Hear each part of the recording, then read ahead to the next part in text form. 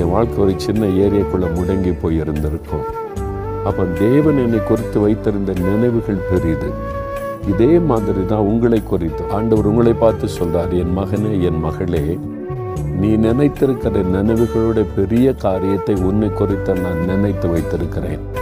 உனக்காக ஒரு பெரிய திட்டத்தை வைத்திருக்கிறேன். அதை நான் உன்னிலே நிறைவேற்றுவேன் என்று சொல்கிறார். இப்போ அடைந்த தோல்வி, ஏமாற்ற, நஷ்ட, இழப்புகளை குறித்து சோர்ந்து போகாதங்க. ஆண்டவரே, உம்முடைய வழிகளுக்கு என் இருக்கிறேன், உம்முடைய நினைவுகள் என்னிலே நிறைவேற ஒப்பு கொடுக்கிறேன்னு சொல்லுங்க, போதும் அவர் நடத்துவார். ஒப்பு கொடுக்குறீங்களா?